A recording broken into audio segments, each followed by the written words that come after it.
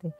পরে ও এখন দেখে যখন জামা খুলে তখন বলে, ভাবি তুমি বাহিরের লোক নিয়ে এসে এগুলো করো এসে, আমি ভাইয়ারে বলে দেবো। তখন আমি তারে বলতাম যে তোমার ভাইয়ারে বলার দরকার নাই, তোমার যদি মন চায় তুমিও করতে পারো, সমস্যা নেই, জি। কিন্তু এগুলো আমাদের সংসারের বিষয়ে তোমার ভাইয়ের কাছে কিছু বলো না। আর আমি কখনো ছেলেরা ডাকে নিয়ে আসবো না বাসায়, আমি অনেক ভুল করছি। হ্যাঁ। পরে হ্যাঁ বোঝো না যে ছেলেরা সুযোগ পেলে কি করে। জি। পরে ও একটা সুযোগ পেয়ে গেছে যে যাক আমি এই সুযোগ পেয়েছি। আর তখন তো তখন আপনি আমি দেখতে বললাম শুনতে যে অনেক হ্যাঁ সুন্দর ছিলেন, কারণ আপনার দেখে এখনই বোঝা যায় যে আপনি অনেক সুন্দর। হ্যাঁ পরে ও আমার সাথে আমার যে বাড়ির যে চাকর সে আমার সাথে ছিল, হ্যাঁ ও আমারও ভালো লাগছে। পরে যদি আমার বাড়ির চাকরে যদি সব কিছু করতে পারে, আমার শারীরিক চাহিদা মেটাতে পারে, তাহলে তো আমার বাইরে থেকে পরপুরুষ নিয়ে এসে আমার কোনো প্রশ্নই জি আসে না। জি। পরে আপনি বাইরে কথা বলা বন্ধ করে হ্যাঁ দিলেন। পরে আস্তে আস্তে আস্তে আস্তে আস্তে আস্তে বাইরে কথা বলা বন্ধ করে দিলাম, মানে বাইরে কথা বলা খুব নেশা ছিল। শুধু কথা বলতাম মাঝে মাঝে, কিন্তু আগের মতো যে কথা বলতাম জি। মানে সেরকমটা আর না। পরে আমি আস্তে আস্তে কথা বলা বন্ধ করে দেওয়ার পর তার সাথে আমি শারীরিক সম্পর্ক করতাম। মানে স্বামী যখন চলে যায় বাইরে, আর ও তো কাজের ছেলে, শুধু আমার বাড়িতেই থাকতো। জি। এটা তাহলে আপনি ওই কাজের ছেলের সাথে কতদিন করছেন? কাজের ছেলের সাথে 6 মাস। আসসালামু আলাইকুম, আমি ঝুমুর, আমার বাড়ি বগুড়াতে। তো আমার অনেক দিন যখন হয় বিয়ে হয়েছে, স্বামী যেই কোনো একটা ব্যবসা করে ঢাকা শহরে, তো আমি বাড়িতে একা থাকি। জি। মাঝে মাঝে অনেক খারাপ লাগে স্বামী বাইরে থাকলে। তো বাড়িতে একা থাকলে অনেক সময় সময় কাটে না, সারাক্ষণ আমি ফোন টেপাটিপি করতাম, যেমন অনলাইন হোয়াটসঅ্যাপ, তোমার ফেসবুকে এগুলো আমি চালাতাম। আর এরকম মানে শয়তানি করতে ফোনে ছেলেদের সাথে মানে কথা বলতে ভালোবাসতাম। দুষ্টামি করতেন স্বামী সরাসরি। যখন থাকে না, সময় কাটাতে হবে তো, এভাবে ছেলেদের সাথে চ্যাটিং করতাম ফোনে, মজা পাতাম, অনেক ভালো লাগতো। জি। আর স্বামী যখন আসে মানে সিম ব্যবহার করতাম 3টা, যখন স্বামী চলে যায় তখন এক এক সিম দিয়ে এক এক ছেলেদের সাথে মানে চ্যাটিং করতাম। জি। তো এরকম করতে করতে আমার স্বামী আমার বলে যে আমি তো একটু দেশে মানে ঢাকা শহরের বাইরে যাইতেছি, আসতে 15 দিন দেরি হবে। জি। তো আমি চিন্তা করলাম আচ্ছা ঠিক আছে, সমস্যা নাই, যেহেতু তুমি কাজে যাইতেছো আর আমি তো বাসায় একাই থাকতেছি, সমস্যা নাই, ঠিক আছে যাও। ও তখন চলে যায়। তো আমি আবার 6-7 জনের সাথে কথা বলতাম ফোনে। জি। তো কথা বলতে বলতে আমি একজনের সাথে এমন মায়া জড়াচ্ছি, মানে তার সাথে আমাকে অনেক ভালো লাগতো, কিন্তু আমি চিনতাম না, জানতাম না, শুধু খালি ফোনেই কথা হতো, তোমার হোয়াটসঅ্যাপে ইমোতে কথা বলতাম। তো একদিন আমি তারে বললাম যে আমার বাসাতে আসো, আমার সাথে দেখা করো, সামনাসামনি দেখা করা ভালো, যেহেতু 3-4 মাস ধরে আমরা শুধু খালি ফোনেই চ্যাটিং করি, ফোনেই কথা বলি। তো একদিন সে আমার বাসায় আসে, হ্যাঁ এসে দেখলো আমি অনেক মানে ভালো একটা মানে ঘর সংসারই করতেছি, ভালো একটা মেয়ে। তো আমি তারা জিজ্ঞাসা করলাম তুমি কি বিয়ে করেছো, বলে না। মানে আমি কই আচ্ছা হ্যাঁ। সেই ছেলের বাসা কোথায় পরে আপনি জানতে পারেন নাই? ওনার বাড়ি ছিল ময়মনসিংহে, ময়মনসিংহে। আমার আচ্ছা। বাড়ি ছিল বগুড়াতে।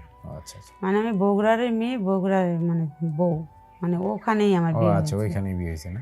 আচ্ছা। তা আমার জন্য তো সে চলে আসছে আমার বাড়িতে দেখা করতে, তাই না? জি। তো তার তো একটু সময় দিতে হয়। তো আমি তারে বললাম দেখো আমার স্বামী তো বাইরে থাকে, অনেক সময় আমি একা থাকি, ভালো লাগে না, আর আমি তো কথা বলি, ঠিক আছে তোমার কি একটু মনের চাহিদা একটু আমার সাথে মিটাও, এসে বলতাম। তো একটা ছেলে মানুষ না, যদি আমি তারে বলি যে আমার কাছে আসে এসে, একটা মেয়ে হয়ে বলতে পারলে তো সে তো করবেই, আমি যদি তারে না দিই সে তো আমার জোর করে পারবো না। না না। পরে আমি তার সাথে হ্যাঁ আমি সব কিছু শেয়ার করলাম, সে আমার সাথে মানে সারা রাত ছিল। হ্যাঁ আমাকে ভালো লাগছে, তার বলে আমার স্বামী যেটা পারে না সেটা কিন্তু ওই ছেলেটা আমাকে দিতে পারতো। মানে আপনার কিন্তু আমি স্বামী কি শারীরিকভাবে দুর্বল ছিল? হ্যাঁ আমার স্বামী দেখতে কিন্তু সেই হ্যান্ডসাম, অনেক সুন্দর ছিল, আমার কাছে অনেক ভালো, কিন্তু সুন্দর হলে কি হবে, কিন্তু সব দিক থেকে তো সুন্দর সব না। দিক থেকে সুন্দর না। আমার যে মনের চাহিদা এটা কখনো সে মিটাতে পারতো না। আচ্ছা। আর এগুলো বিষয় নিয়ে আমি তার বলতাম না, এই জন্য বলতাম না যে আমার বাপের বাড়িতে কিন্তু আমার বাপ মা অনেক গরিব মানুষ, অনেক অসহায়, আর আমার এত বড় একটা বাড়িতে বিয়ে হয়েছে। আচ্ছা। আমি যদি এগুলো বিষয়ে বলতে যাই, ওর কিন্তু টাকা পয়সার অভাব নেই, ও যদি আমার ছাইড়ে দেয় কিংবা বলে তুমি চলে যাও, মানে তখন তখন তো আর আমার এরকম সুখে থাকতে পারবেন না। হ্যাঁ তখন আমার কষ্ট হবে না, তে জি। থাক, পারে পারে না পারে না পারে, সমস্যা নাই। এই যে আমি ছেলেদের সাথে কথা বলবো, মাঝে মাঝে ছেলেদের আসতে বলবো, থাকবো আমাদের সাথে সম্পর্ক একটা ভালো একটা বন্ধু, এটা মানে ভাবে আমি তারা কিছু বলতাম না। আপনার মানে আপনি চাইতেছেন যে এখানে থাইকে আপনি গোপনে আপনার মনে চাহিদাটা মিটাই নেবেন। মনের চাহিদা মেটাবো। আচ্ছা। পরে? পরে মাঝে মাঝে ওই ছেলেকে আমি ডাকতাম, ও আসতো যাইতো। পরে এইভাবে করতে করতে আমাদের বাড়িতে একটা কাজের ছেলে থাকতো, ওরও একদিন দেখে ফেলে।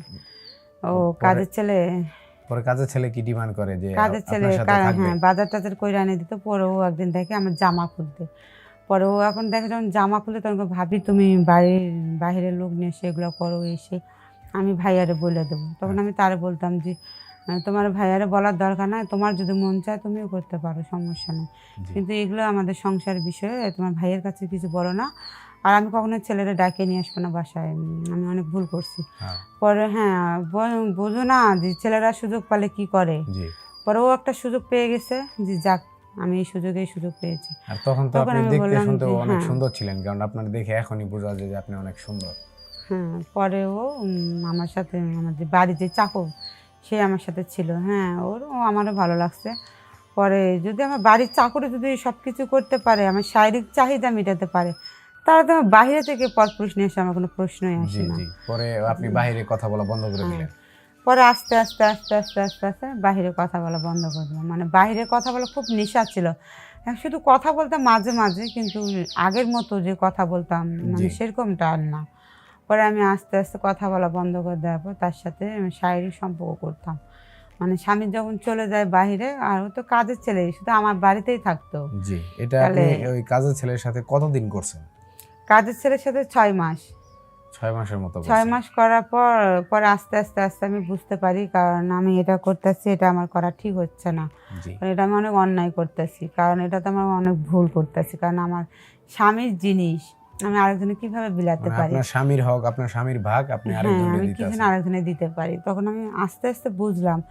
আর আস্তে আস্তে বয়স হইতেছে, মানে বুদ্ধি হইতেছে না, যে আমি জি। তো ছোট ছিলাম, বুঝতাম না যে যৌবন জ্বালা মানে পাগল হয়ে যেতাম জি, যে মানে আমি কি করব। একটা বিষয় জানতে চাই, মানে এ যাবৎ আপনি মানে কতজনের সাথে থাকছেন তাও এরকম হিসাব করলে? আমার স্বামীর সাথে, মানে আপনার স্বামী সংসারে থাকতে যে আপনি যে বাইরে ছেলেদের আনতেন। ও হ্যাঁ, আমার স্বামীর সঙ্গে আমি 3 মাস সংসার করার পর আমার স্বামী যখন মাঝে মাঝে বাইরে যেত, তখন আমি তাদের সাথে এটা করতাম, মানে ওই ছেলেটার সঙ্গে। মানে এরা সংখ্যায় কতজন ছিল প্রায়? দুজনেই, এই দুইজনের সাথেই হ্যাঁ করতেন? দুজনেই। কিন্তু আমি আস্তে আস্তে এটা বুঝি, এটা যে আমার মানে পুরো অন্যায় করতেছি, কারণ একটা স্বামী যদি আমি যদি কোনো একটা খারাপ কাজ করি, অন্যায় করি, তাহলে এগুলো কিন্তু আমার স্বামীর কোনো ক্ষতি হতে পারে। জি। কিন্তু হ্যাঁ আমি এটা অনেক ভুল করছি, কিন্তু আমার মতো কোনো মা বোন ভাই বোন যেন এরকম ভুলটা না করে, কারণ আমি এটা অন্যায় করছি, অনেক চরম ভুল করছি। আমি এই বিষয়ে আমার স্বামী কখনো জানতো না, পরে আমি আস্তে আস্তে আমার ভুলটা আমি বুঝতে পারি, তখন থেকে আমি সবাদের সাথে কথা বলা বন্ধ করে দিই। এখন আমি 5 ওয়াক্ত নামাজ পড়ি, অনেক ভালো আছি। যাক, আপনারা আমার জন্য মাশাআল্লাহ, দোয়া মাশাআল্লাহ। করবেন। অবশ্যই আপনার জন্য, যাতে আমাদের দর্শকরাও দোয়া করে যে আপনি আপনার ভুলটা বুঝতে পারছেন। কারণ আপনি যখন আপনার নিজের দেহটাকে মানুষকে বিলিয়ে দিছেন, হয়তো তখন আপনি মজা অনুভব করছেন কিন্তু বুঝতে পারেন নাই। এখন বুঝতে পারছেন বিদায় আপনি কিন্তু দর্শকদের মাঝে আপনার গল্পটা শেয়ার করতে আসছেন।